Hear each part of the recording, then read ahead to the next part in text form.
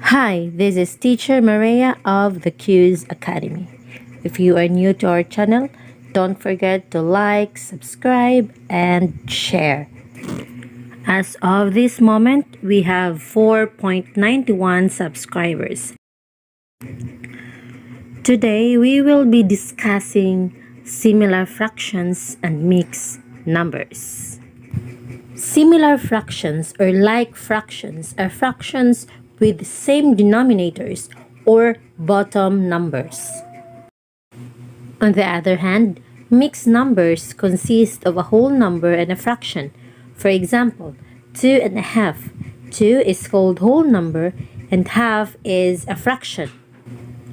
An improper fraction is a fraction whose top number or numerator is bigger than its bottom number or denominator.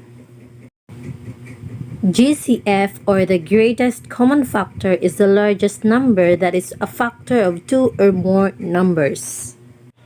These are the examples of similar fraction. Why is it is called similar fraction? Similar fraction because they have the same denominators. What is denominator? Denominator are the numbers below. They're called denominators. So how are we going to solve similar fractions? First, we will add first the numerators. What is the numerator? Numerator or numerators are the number above. Okay? So now let us start solving the similar fractions. 3 plus 1 equals 4. And then just copy the denominator. 4, 8. Now express your answer in the simplest form. How to change this into simplest form?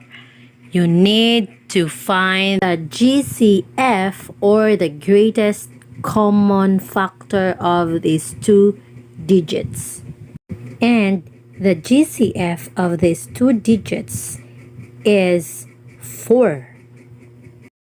4, 8 can be divided into 4, each of it.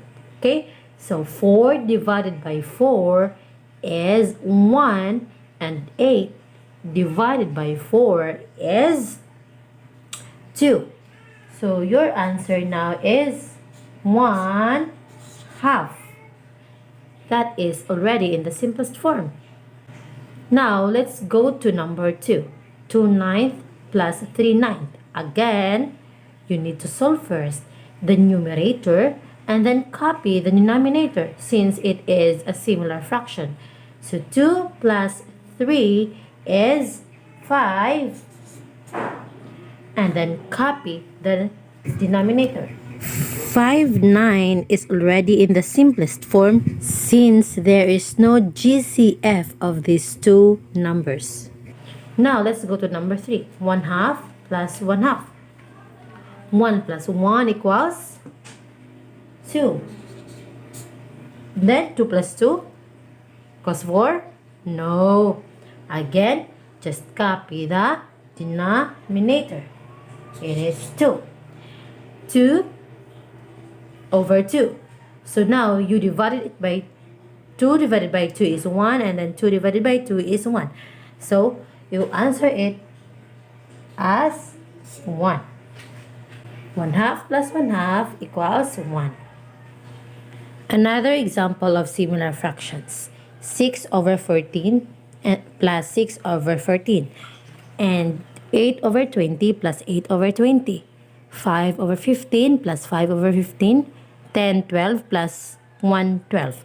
Now, again, we need to add first the numerator or the number above and then copy the denominator since it is called similar fraction. 6 plus 6 equals 12. Copy the denominator. It's 14. So 12 over 14, we can still express it in the simplest form using the 2, right? So 12 divided by 2 is 6. And then 14 divided by 2 is 7. So that is your final answer now. Next, 8 plus 8 equals 16. And then copy the denominator, 20. We can still make it or express it into simplest form. So using the 4. 16 divided by 4 is 4. And 20 divided by 4 is 5. 4/5. And then 5 plus 5 equals 5. And then copy the denominator, 15. We can still express it into simplest form using the number 5. 5 divided by 5 equals 1. And then 15 divided by 5 equals 5. Next, 10 plus 1 equals 11. And then 12, you just copy it. Now, we will do the adding similar fractions and mixed numbers. So these are called mixed numbers, mixed numbers, mixed numbers, mixed numbers.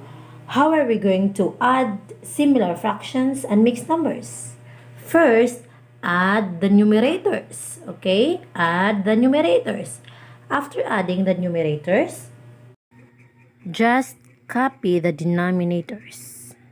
Then, add the whole numbers. Whole numbers. These are called whole numbers. Whole numbers. Okay? So, let's start. 3 plus 1 numerators equals 4. And then copy the denominator, 4. And then add the whole numbers. 1 plus 5 equals 6. Now, you can express the fraction into simplest form. So, 4 and 4 can be divided into 4. So, 4 over 4, that is 1, right? Plus the whole number, 6 equals 7. So, your answer is 7. Next, you add the numerator. 2 plus 1 equals 3. And then copy the denominator, 8. And then add the whole numbers. 1 plus 2 equals 3. Then you cannot express this anymore to simplest form. Let's go to number 10. Again, add first the numerator. 5 plus 2 equals 7. And then copy the denominator, 15. And then add the whole numbers. So we only have 3. Then just copy it. 3/4 plus 5. 3/4 plus 4, 2/4. Again, you need to add first all numerators. Okay? 3 plus 3 plus 2 equals 8. That's right. And then copy the denominator, 4.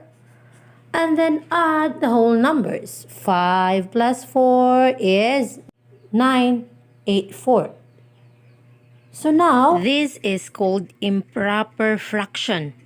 The numerator is greater than the denominator. So we will make it into proper fraction. The denominator should be greater than the numerator. 8 divided by 4 is 2, right?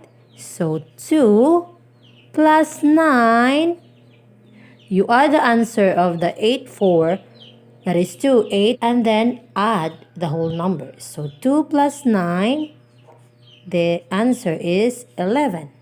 Now, I want you to solve in your own these similar fractions and mixed numbers. Comment your answer below. Thank you for watching. I hope you understand, and if you have questions, just comment, and don't forget to like and subscribe. This is Teacher Maya once again. Thank you for watching.